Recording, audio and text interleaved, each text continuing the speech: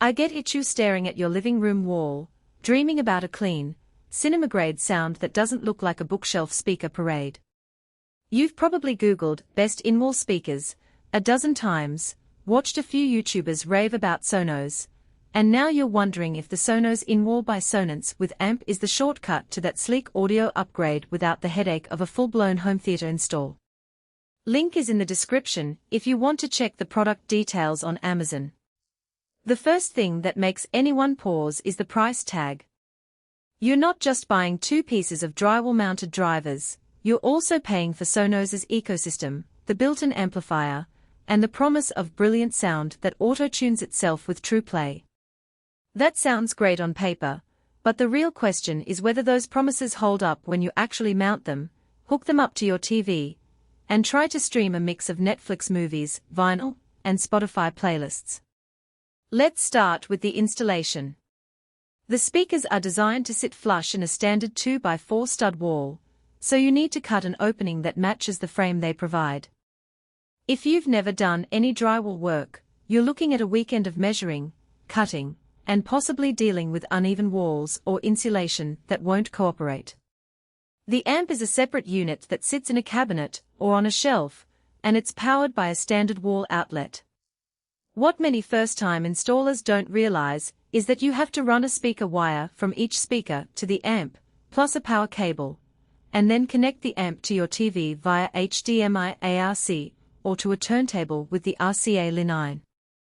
In a tight space condo or a room where the amp can't sit neatly, you might end up with a messy bundle of cables that defeats the clean look you were after. Once you finally get them mounted, the Sonos app is where the magic or the frustration happens. The app walks you through the Trueplay calibration, which uses your phone's microphone to listen to test tones, and then adjusts the EQ to compensate for your room's acoustics. In an empty room, the tuning feels spot-on, the dialogue in a thriller is clear, and the bass from a low-budget action movie doesn't feel like it's coming from the floor. However, I found that after a few weeks of adding a couch, a rug, and a few bookshelves, the sound started to feel a little recessed. The Trueplay algorithm doesn't continuously adapt, so you end up with a set it once and hope for the best situation. For a living room that changes its layout often, that can be a hidden downside. Now, about the actual audio performance. The speakers themselves are fairly neutral when it comes to tonal balance, which is why Sonos leans heavily on the software EQ to give them that brilliant signature. In my tests with a 4K TV, the HDMI ARC connection delivered crisp, synchronized audio without any noticeable latency. Watching a drama, the voices were clean and stayed on screen, which is a win for people who hate lip-sync issues. When I switched over to a turntable using the RCA line, the signal was clean, but lacked the warmth you typically get from a dedicated vinyl preamp. If you're a serious audiophile who expects a rich, analog feel from your records, you'll probably need an external phono preamp in the chain, which adds another component and another point of potential failure. Voice control is another selling point. The amp itself doesn't have built-in microphones, but it responds to any Sonos-compatible voice assistant on your network: Amazon Echo, Google Nest, or Apple HomePod. I used a Google Nest Mini to ask for play jazz in the living room, and the speakers started streaming from Spotify via the Sonos app without a hitch.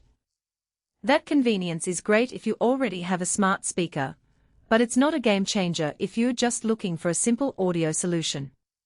You still need a stable Wi-Fi connection. I noticed occasional dropouts in a house with a weak router, and those hiccups resulted in the audio cutting out for a few seconds before the app auto-reconnected. In a larger home with multiple Wi-Fi extenders, you might run into the same issue. Who should consider buying this setup? If you're already deep in the Sonos ecosystem, own a Sonos Beam, a Sonos Sub, or a few Sonos speakers in other rooms. Adding in-wall speakers can give you a cohesive, app-controlled multi-room experience without having to juggle different brands. The convenience of controlling everything from one app, the ability to stream Apple AirPlay 2 directly, and the seamless integration with voice assistants make it a solid choice for tech-savvy homeowners who value a tidy aesthetic and don't mind a bit of DIY work. On the flip side, if you're a traditional AV enthusiast who prefers a dedicated AVR, high-end separate amplifiers, and the freedom to tweak analog settings manually, the Sonos In-Wall kit feels restrictive. The lack of true analog bass control, the reliance on software EQ, and the fact that you can't bypass the Sonos app to use a conventional speaker wire